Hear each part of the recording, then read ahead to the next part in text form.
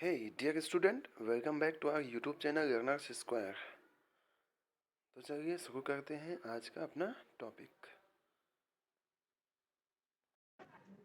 आज के लेक्चर में पढ़ते हैं हम Cauchy's integral formula. Cauchy's integral formula for the derivative of an analytic function. ठीक है, किसी एनालिटिक फंक्शन के लिए कॉसीज इंटीग्रल फार्मूला हम पढ़ते हैं। तो मान लेते हैं इसमें कि एफ ऑफ जेड है ना, इसका स्टेटमेंट क्या है कि F of Z is an analytic function with in an on a closed contour C and A is an interior point of the C, है ना, यानी कि closed contour C. Then F prime of A जो होगा वो क्या हो जाएगा 1/2 iota integral over C F of Z upon में जेड माइनस ए का होल स्क्वायर डी जेड। ठीक है, ये हो गया इस थ्योरम का स्टेटमेंट और ये हमें प्रूफ करके बताना है। तो देखो थोड़ा सा कॉन्सेप्ट को समझिए। यहाँ पे बात कर रहा है किसकी, डेरिवेटिव की।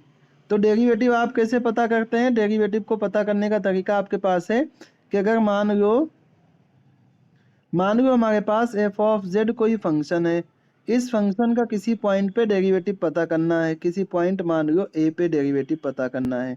तो हम कैसे पता करते हैं? हम पता करते हैं F of A plus H minus में एफ ऑफ ए और पूरे के अपॉन में एच, और इस पे लगा देते क्या, limit H tending to zero. तो ये जो वैल्यू होती है इसे अपन बोलते हैं एफ प्राइम ऑफ ए बोलते हैं। तो यहाँ पे भी देखो हमें एफ प्राइम ऑफ ए की वैल्यू पता करनी है, तो हम क्या करेंगे, एफ प्लस एच निकालेंगे। एफ ए की वैल्यू तो अपन को पता है, और फिर अपन क्या करेंगे, एफ ए प्लस एच में से एफ ए को माइनस करेंगे और एच से डिवाइड कर देंगे, लिमिट लगा देंगे, तो हमारे पास डेरिवेटिव की वैल्यू आ जाएगी। ठीक है, तो देखिए करते हैं अपन जो है इसको फाइंड आउट इसी कॉन्सेप्ट का यूज करते हुए। तो सबसे पहले क्या करेंगे, अपन मान लेंगे कि हमारे पास क्या है, एफ ऑफ जेड कोई फंक्शन है। Let F of Z be an analytic function with in an on a closed contour C and A be an interior point of C. फिर मान लेते हैं ए प्लस एच कोई इसके नेबरहुड में कोई पॉइंट है। किसके नेबरहुड में? जेड इक्वल्स टू ए के नेबरहुड में कोई पॉइंट है ए प्लस एच। तो कॉसीज इंटीग्रल फार्मूला जो हमने पढ़ रखा है उसके अकॉर्डिंग हमारे पास क्या आ जाएगा, उसके अकॉर्डिंग हमारे पास आ जाएगा F of A equals to क्या हो जाएगा 1/2 iota integral over C F of Z D Z, ये आ जाएगा। और इसके आगे अगर हम a प्लस एच की वैल्यू पता करें तो F of A plus H कितना हो जाएगा 1/2 iota integral over C F of Z upon में Z minus A minus H और डी जेड, कितना आ जाएगा। अब हमें क्या करना है, देखो F of A plus H में से एफ ऑफ ए को कर देना है माइनस। तो आगे चलते हैं और यही काम कर देते हैं, कहते हैं F of A plus H minus में एफ ऑफ ए कितना आ जाएगा। देखो दोनों में आपको यहाँ पे एक बार वैल्यू को लिख देता हूँ, है ही सही सामने ही यार। देखो ये तो 1/2 आयोटा 1/2 आयोटा दोनों में कॉमन है, तो 1/2 आयोटा अपन ने कॉमन कर लिया। एफ ऑफ जेड देखो, एफ ऑफ जेड इसमें भी है, एफ ऑफ जेड इसमें भी है, तो इंटीग्रल एफ ऑफ जेड भी कॉमन कर लिया। तो यहाँ से देखो क्या आएगा, 1/, में जेड माइनस एच आएगा और फिर 1/, में जेड माइनस ए आ जाएगा। ठीक है, तो ये आपके पास आ गया F of A plus H minus F of A की वैल्यू, ये इतनी वैल्यू हमारे पास आ गई। अब क्या करते हैं यहाँ पे, इस ये जो टर्म है ना, ये जो फैक्टर बचा इसका अपन कर लेंगे एलसीएम, और उससे पहले अपन क्या कर देते हैं, इस वैल्यू को h से कर देते हैं डिवाइड, और h से डिवाइड कर देंगे तो यहाँ पे भी देखिए डिवाइड में h आ जाएगा, बाकी सब कुछ वैसा का वैसा ही। अब यहाँ पे ले लेंगे एलसीएम, एलसीएम लेंगे तो ये वाली वैल्यू यहाँ पे, ये वाली वैल्यू यहाँ पे, और इसका आपस में भी क्या हो जाएगा, मल्टीप्लाई हो जाएगा। तो हमारे पास कितना आ जाएगा, देखिए जेड माइनस ए माइनस में जेड प्लस में ए और प्लस में एच, तो ये प्लस ए से माइनस ए कैंसिल, प्लस जेड से माइनस जेड हो जाएगा कैंसिल, अपॉन में जेड माइनस ए और Z minus A minus H बचेगा, और ये जो एच बचा इस एच से ये वाला एच क्या हो जाएगा, कैंसिल आउट हो जाएगा।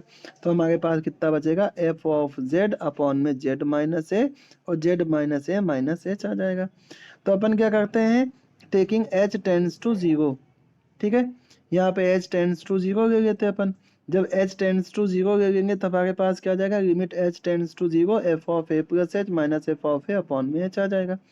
यहाँ पे limit h tends to 0 1/2 pi iota integral over C F of Z upon में z minus A minus h इतना आ जाएगा।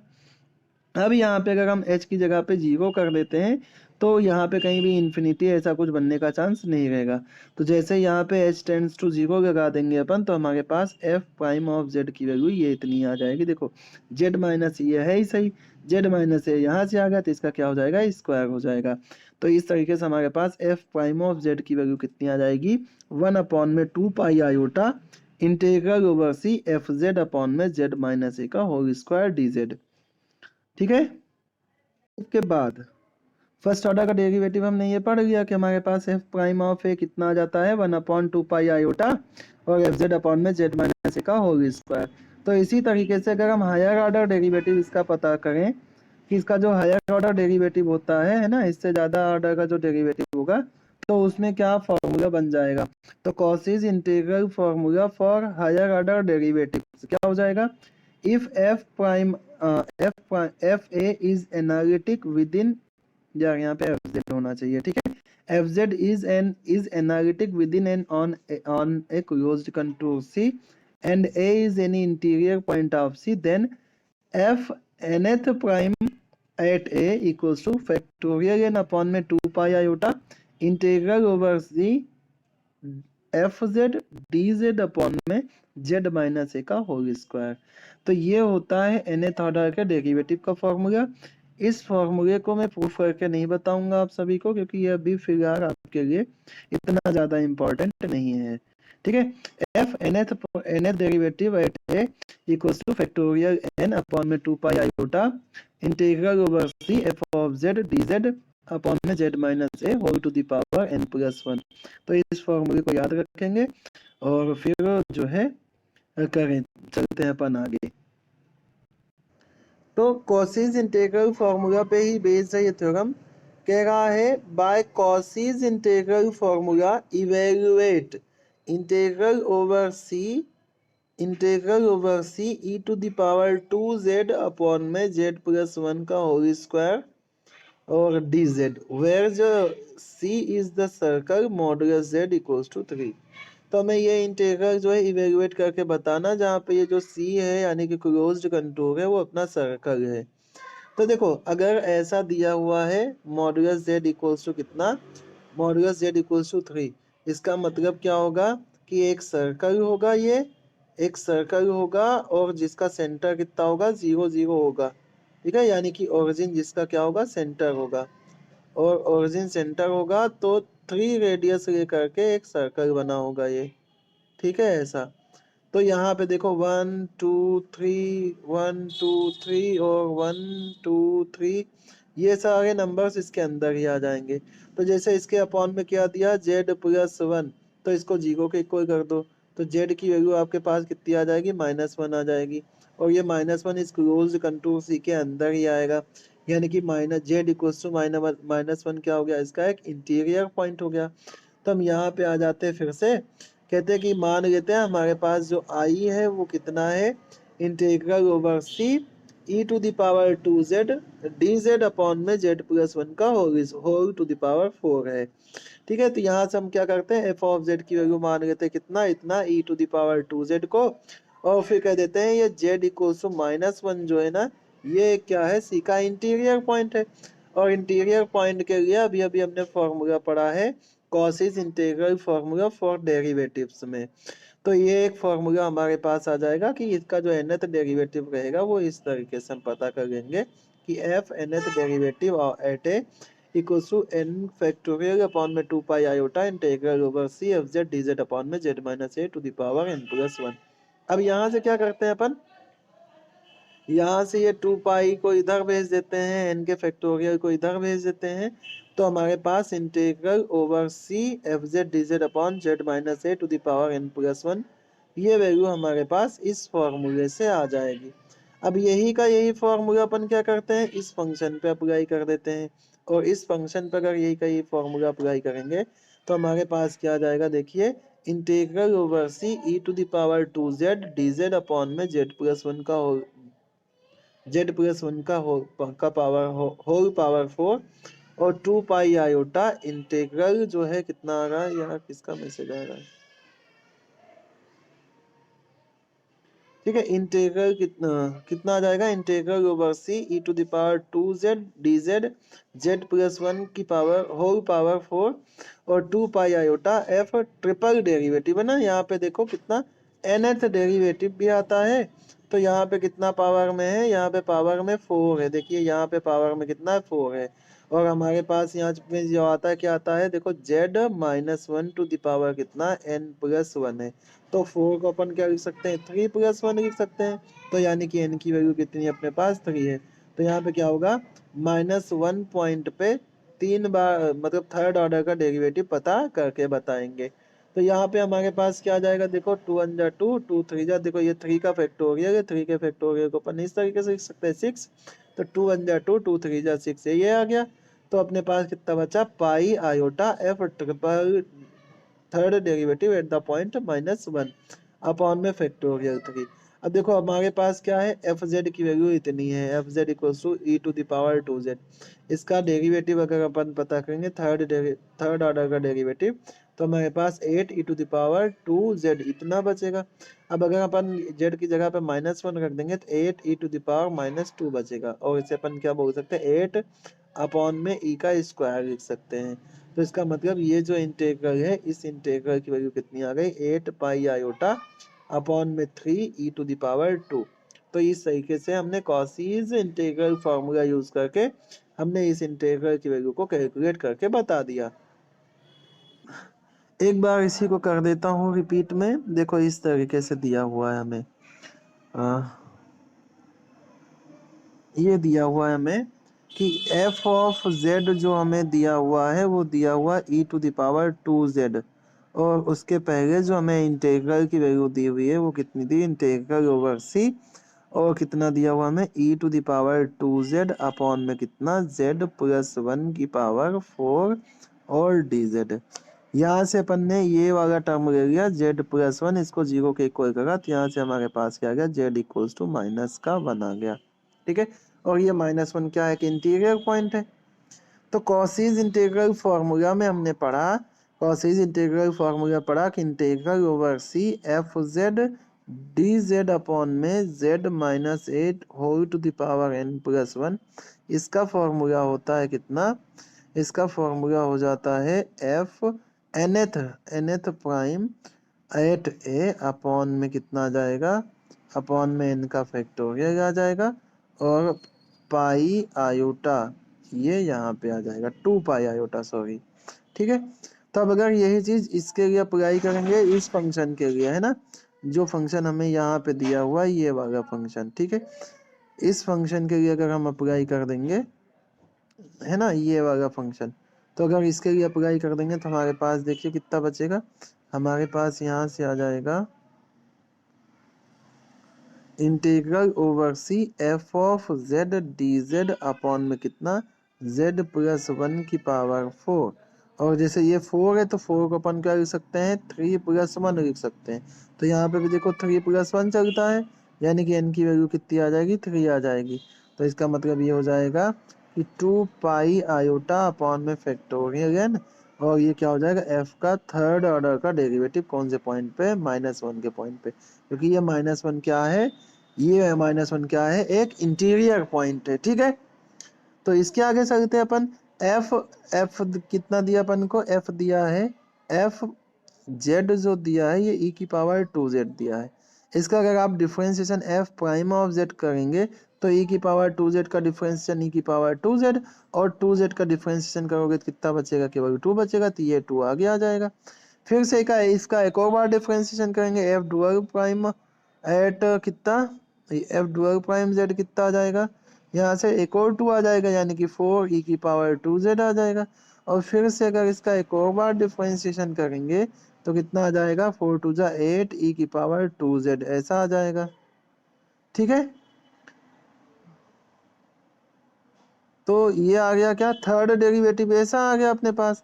अब यहाँ पे अगर एफ, यार ये मानेंगे ही नहीं यार, मैसेज में मैसेज करके जा रहे, F triple derivative eight -1 point पे निकालो तो 8 8 ई टू द पावर माइनस में 2 ये आ जाएगा, और इसे अपन कैसा लिख सकते हैं 8 अपॉन में ई टू द पावर 2 आ जाएगा। ठीक है, ये ट्रिपल डेरिवेटिव आ गया। और अगर हम कॉसीज इंटीग्रल फार्मूला जब अपन ने यूज करा तो ये वाली वैल्यू आई थी। अगर यहाँ पे अपन एफ थर्ड ऑर्डर का डेरिवेटिव यहाँ पे वैल्यू रख देते हैं तो 2 पाई आयोटा कितना थर्ड ऑर्डर का है, तो यानी कि n की वैल्यू यहाँ पे कितनी रहेगी 3 रहेगी, यानी कि यहाँ पे क्या आएगा 3 का फैक्टोरियल। तो इसे क्या लिख सकते हैं 3 इंटू 2 इंटू 1 लिख सकते हैं। और उसके साथ इसकी वैल्यू कितनी आई 8 अपॉन में e की पावर 2 आ गई, तो 2 1 जा 2 2 2 जा 2 1 जा 2 ये कैंसिल हो गया, तो कितना आ गया 8 आयोटा अपॉन में 3 e टू द पावर 2। तो ये आ गई उसके इंटीग्रल की वैल्यू। करते हैं स्टडी हम पावर सीरीज का। पावर सीरीज के बारे में सेकेंड ईयर में हमने पढ़ा था, power series solution of differential equation.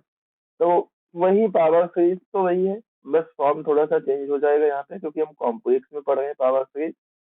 तो क्या हो जाएगी power series, a series of the form A N Z to the power N और A N Z minus A to the power N.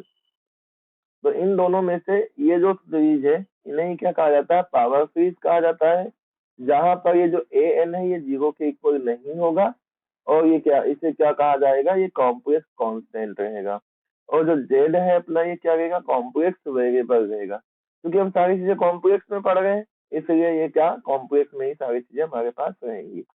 अब देखो ये जो पावर सीरीज है कौन सी, ये वाली पावर सीरीज, अगर मैं इसमें z माइनस ए की जगह पे t रख दूं तो क्या हो जाएगा A N Z A N T to the power n हो जाएगा, है ना, और समेशन वही का वही रहेगा। तो इसका मतलब ये जो सेकेंड वाली सीरीज है इसको भी फर्स्ट वाली सीरीज के जैसा बनाया जा सकता है, अगर z माइनस ए की जगह पे हम क्या पुट कर दें, t पुट कर दें। ठीक है, तो यही अगली लाइन में लिखा हुआ है, the second form of power series can be reduce to the first form by putting z minus A equal to t। Next जो टर्म है वो समझनी हमें, क्या एब्सोल्युटली कन्वर्जेंट पावर सीरीज क्या होता है। तो एब्सोल्युटली कन्वर्जेंस का मतलब ये होता है कि कोई भी सीरीज हो या कोई भी फंक्शन हो या कोई भी सीक्वेंस हो, वो एब्सोल्युटली कन्वर्जेंट कहा जाता है अगर उसका मॉडुलस भी क्या हो, कन्वर्जेंट हो। अगर मॉडुलस भी कन्वर्जेंट है तब उससे क्या कहा जाएगा, एब्सोल्युटली कन्वर्जेंट कहा जाएगा। और अगर मॉडुलस कन्वर्जेंट नहीं होता है तो उसे क्या कहा जाता है, कंडीशनली कन्वर्जेंट कहा जाता है ना। तो कोई सीरीज जो है एब्सोल्युटली कन्वर्जेंट होगा अगर उसका मॉडुलस भी क्या हो, एब्सोल्युटली मॉडुलस भी क्या हो, कन्वर्जेंट हो।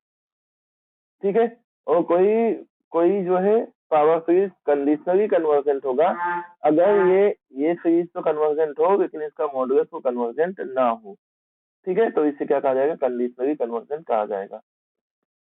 इसके आगे चलते हैं तो कुछ टेस्ट आ जाएंगे जो हमने सीक्वेंस जब पढ़ा था ना लास्ट ईयर सेकेंड ईयर में, तो सीक्वेंस एंड सीरीज में ये सारे टेस्ट थे। ठीक है, जैसे कि कोई सीरीज यू एन ये कन्वर्जेंट होगा तो limit N tends to infinity U N क्या होगा, इसकी वैल्यू 0 के इक्वल आएगी। और जब कंपैरिजन टेस्ट पढ़ा था तो वहां पे पढ़ा था कि limit U N upon V N एक क्या हो, फाइनाइट नॉन जीरो नंबर हो, तब ये जो सीरीज यू एन है और ये जो सीरीज वी एन है ये दोनों का सेम नेचर होगा। यानी कि अगर वी एन कन्वर्जेंट हुआ है ना, वी एन अपन पता करते थे, वी एन कन्वर्जेंट रहता था तो यू एन भी कन्वर्जेंट रहता था, वी एन अगर डाइवर्जेंट होता था तो ये भी डाइवर्जेंट हो जाता था। ठीक है, तो ये कंपैरिजन टेस्ट का काम हो गया। दूसरा टेस्ट हो गया, इन सब का यूज करेंगे हम आगे चल के, है ना। नेक्स्ट चलते हैं, तो ये अपन ने प्रूव करा था कंपैरिजन टेस्ट में, जो हम वी एन पता करते हैं ना, तो वी एन कन्वर्जेंट होगा कि नहीं होगा, कन्वर्जेंट होगा या डाइवर्जेंट होगा, इसको पता करने के लिए ये हमने एक थ्योरम पढ़ी थी कि कोई इनफाइनाइट सीरीज जो है इस तरीके की summation 1 upon N to the power C, ये कन्वर्जेंट या डाइवर्जेंट कैसे होगा, अगर सी की वैल्यू 1 से बड़ी है तो कन्वर्जेंट होगा, अगर सी की वैल्यू 1 के इक्वल या 1 से छोटी है तो ये क्या होगा, डाइवर्जेंट हो जाएगा।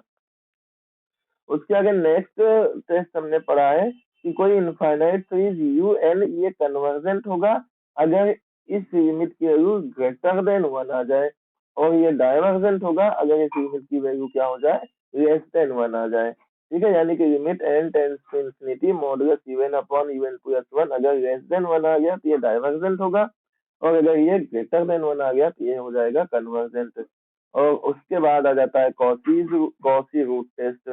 ये कहता है limit n tends to infinity un to the power 1 upon n, अगर इसकी वैल्यू L के इक्वल है तो ये जो सीरीज है ना ये कन्वर्जेंट होगा अगर L की वैल्यू लेस देन क्या हो जाए 1 हो, और ये डाइवर्जेंट होगा अगर ये इसकी वैल्यू ग्रेटर देन 1 हो। ठीक है, तो ये सारे टेस्ट हैं जिनका यूज हम आगे कर सकते हैं। फिर इसके आगे चलते हैं, नेक्स्ट टॉपिक किसका करते हैं जिसमें हमें पता करना है radius of convergence of the power series. कोई पावर सीरीज है तो उसका रेडियस ऑफ कन्वर्जेंस क्या होगा। तो मान लो हमारे पास कोई सीरीज है summation A N Z to the power N, ये कोई पावर सीरीज है अपने पास। मान लेते हैं A N Z to the power N ये कोई सीरीज यू एन के जैसा है, जहाँ पे यू एन की वैल्यू कितनी है A N Z to the power N है। अब इस पे अप्लाई कर देते हैं हम कॉसीज रूट टेस्ट।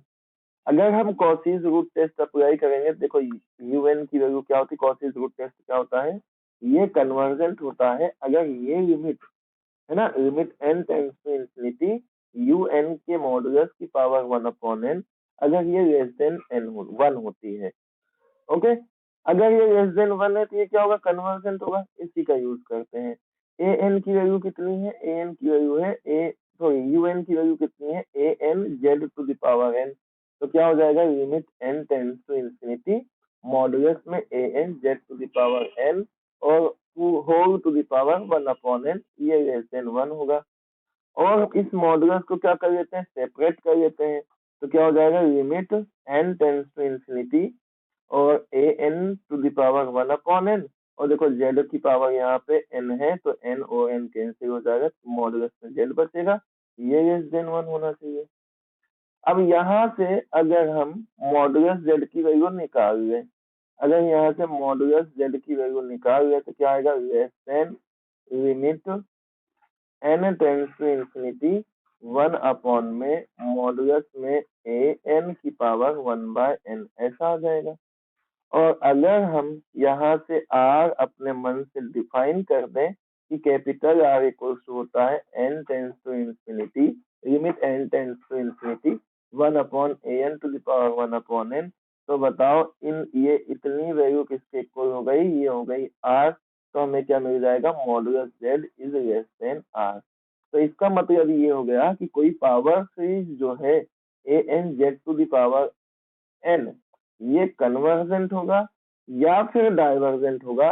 इसके लिए शर्त क्या है, इसके लिए शर्त ये है कि ये कन्वर्जेंट होगा कब, अगर मॉडुलस जेड क्या हो, लेस देन आर हो, और ये डाइवर्जेंट होगा कब, जब मॉडुलस जेड क्या हो, ग्रेटर देन आर हो। अगली बात समझ में, तो कोई पावर सीरीज इस तरीके से है A N Z to the power N, तो ये कन्वर्जेंट होगा अगर modulus Z less than R हो, और ये डाइवर्जेंट होगा अगर modulus Z greater than R हो। ओके, इसके आगे चलते हैं हम, इसके आगे चलते हैं तो यही जो हमने ये लिखा है अभी, ये जो समझा है, इसी को दूसरे वे में लिखते हैं कि कोई corresponding to every power series summation A N Z to the power N there exist A non-negative real number such that if modulus z is less than r, it is convergent, and if modulus z is greater than r, it is divergent।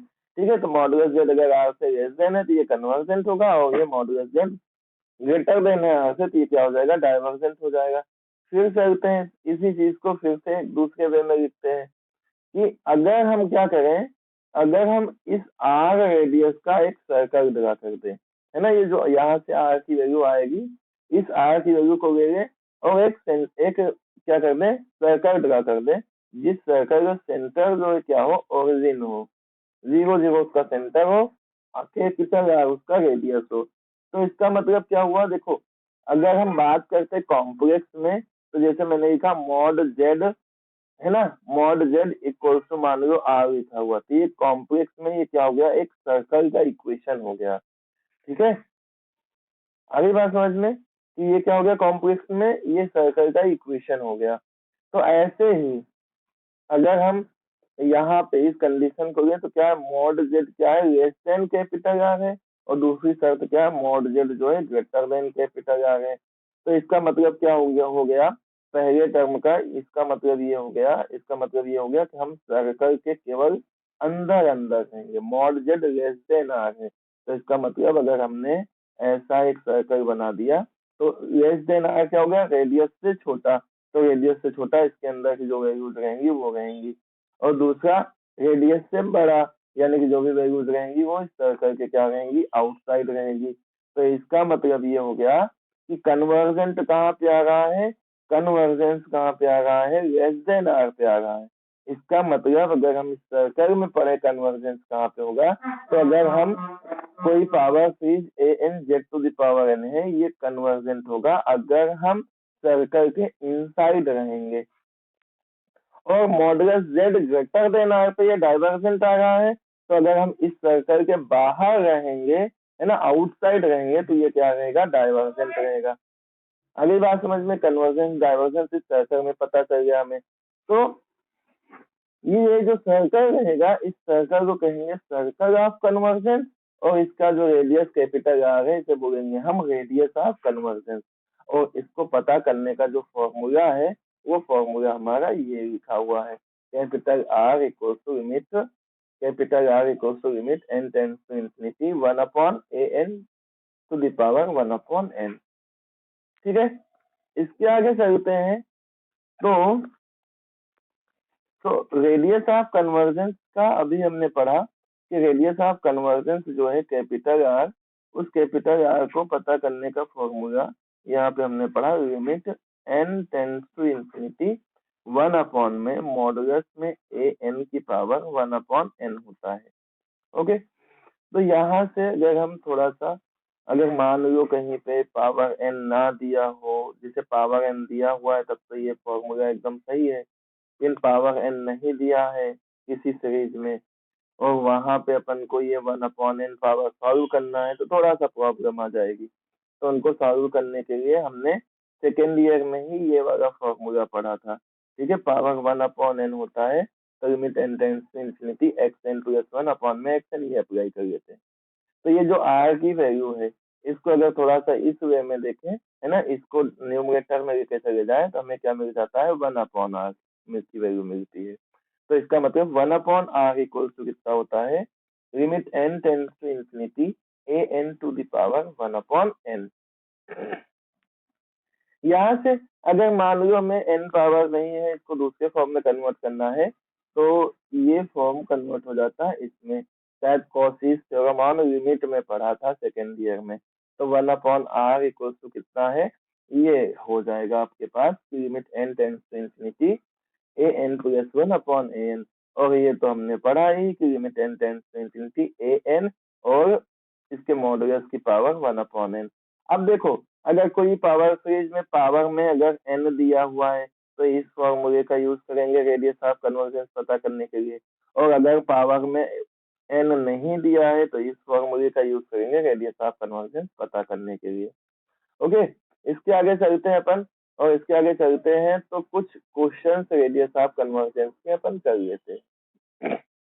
ठीक है, ये कुछ questions हैं, जैसे first में summation z to the power n upon n to the power n, second में है log n to the power n z to the power n, third में है 4 + 3 iota z की power n z to the power n, और summation z to the power n upon factorial n, और last वाला factorial n z to the power n।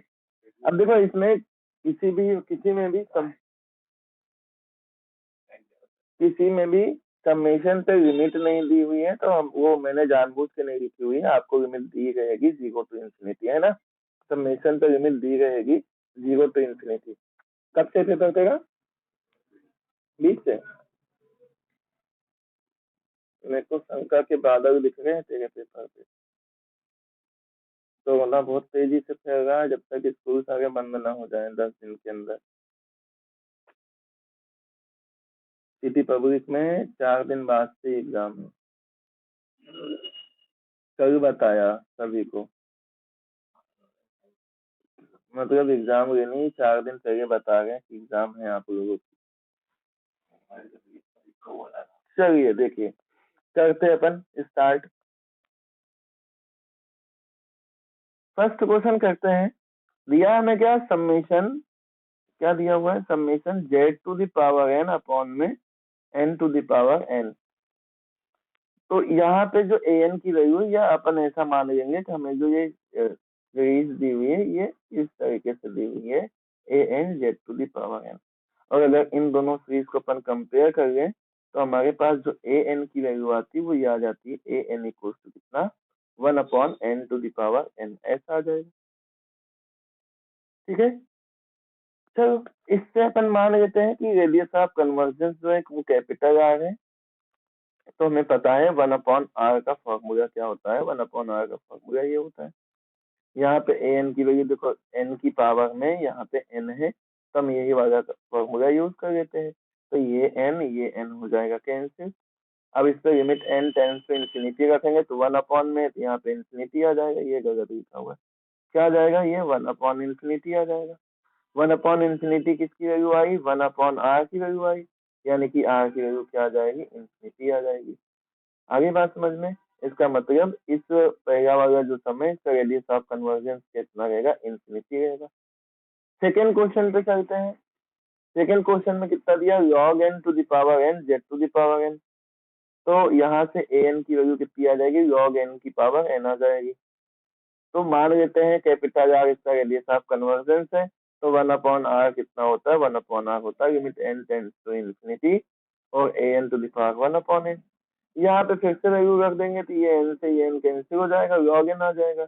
अगर हम n की जगह पे इंफिनिटी रखेंगे तो हमें इस बार इंफिनिटी मिल जाएगा, और इस इंफिनिटी को अपन कितना लिख सकते हैं, 1/0 लिख सकते हैं। और 1/0 किसकी वैल्यू है, 1/r की वैल्यू है, यानी कि r की वैल्यू कितनी आ जाएगी, अपने पास 0 आ जाएगी। ठीक है, थर्ड क्वेश्चन पे पहुंचते हैं।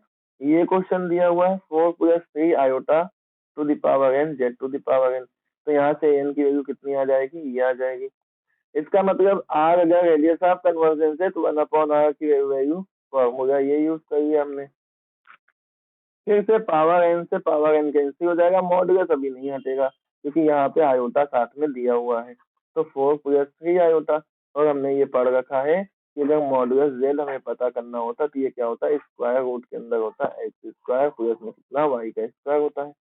तो एक्स स्क्वायर की जगह पे कितना है, एक्स की जगह पे 4, वाई की जगह पे कितना 3, 4 का स्क्वायर 16, 3 का स्क्वायर 9, दोनों को प्लस करा कितना आ जाएगा 25, 25 का स्क्वायर रूट कितना आ जाएगा 5 आ जाएगा। अब इस 5 पे आप कुछ भी लिमिट लगा दो, कोई फर्क पड़ने वाली नहीं है। तो इसका मतलब 1/r की वैल्यू कितनी आ गई, 5 आ गई। तो इसका मतलब r की वैल्यू कितना आ जाएगा, 1/5 आ जाएगा। तो इस सीरीज का रेडियस ऑफ कन्वर्जन कितना आ गया, 1/5 आ गया। इसके आगे चलते हैं नेक्स्ट क्वेश्चन पे कि अगर अपन को मान लो summation Z to the power n upon में फैक्टोरियल n दिया है, तो फैक्टोरियल n दिया है तो अपन अपने पास क्या आ जाएगा, n ए एन की वैल्यू 1/फैक्टोरियल n आ जाएगा। अब यहाँ पे देखो ए एन में पावर n अपन को नहीं मिल रहा है, नहीं मिल रहा तो अपन ने धीरे से पता कर लिया क्या, ए एन प्लस 1, तो अपन को कितना मिल गया, 1/फैक्टोरियल n प्लस 1 आ गया। तो इसका मतलब हो जाएगा वही फॉर्मूला अगला वाला यूज करेंगे कि लिमिट 1/r इक्वल टू क्या होता है, limit n tends to infinity A N के मॉडुलस की पावर 1/n, ये इक्वल हो जाएगा limit n tends to infinity modulus of A N plus 1 upon में ए एन प्लस 1 की वैल्यू इतनी है और ए एन की वैल्यू ये इतनी है, ये सबसे नीचे है सबसे ऊपर पहुंच जाएगा। n और n प्लस 1 के फैक्टोरियल को क्या लिख सकते हैं, n प्लस 1 और फैक्टोरियल n, ये फैक्टोरियल n से ये फैक्टोरियल n कैंसिल हो जाएगा। अब देखो अपने पास बचेगा कितना, limit n tends to infinity 1/n plus 1। अब इसकी जगह पे अगर n की जगह पे इंफिनिटी रखेंगे तो अपन 1/r की वैल्यू कितनी मिलेगी, इंफिनिटी मिलेगी, यानी कि r की वैल्यू कितनी मिल जाएगी, इनफाइनाइट मिल जाएगी। यानी कि इस सीरीज में भी रेडियस ऑफ कन्वर्जेंस कितना आ गया, इनफाइनाइट आ गया। ऐसे ही नेक्स्ट क्वेश्चन पे चलते हैं। नेक्स्ट क्वेश्चन कितना दिया है, factorial n Z to the power n। ठीक है, यहाँ से n की वैल्यू कितनी आ जाएगी, फैक्टोरियल n आ जाएगी। an प्लस 1 पता करेंगे तो फैक्टोरियल n प्लस 1 आ जाएगा। 1/r की वैल्यू कितनी आ जाएगी, limit n tends to infinity an to the power 1/n, और ये किसके इक्वल होता है, limit n tends to infinity an plus 1 upon में an प्लस 1 कितना, n प्लस 1 का फैक्टोरियल अपॉन में n। इसको ओपन कर देते हैं, उसको ओपन करेंगे तो क्या आ जाएगा अपने पास, देखो n प्लस 1 को क्या लिख सकते हैं, n प्लस वन को लिख सकते हैं n plus one into N का फैक्टोरियल अपॉन में n का फैक्टोरियल, इससे ये कैंसिल हो जाएगा तो अपने पास n प्लस वन आएगा और यहाँ पे इन्फिनिटी रखेंगे तो हमें इन्फिनिटी मिल जाएगा। और अगर ये इन्फिनिटी है तो इन्फिनिटी को 1/0 रख सकते हैं, इसका मतलब r की वैल्यू कितनी आ जाएगी, आपके पास 0 आ जाएगी। तो ये कुछ 5 क्वेश्चन थे जिनको मैं रेडियस ऑफ कन्वर्जेंस में पता करना था। इन सभी में रेडियस ऑफ कन्वर्जेंस अपन ने कर लिया पता।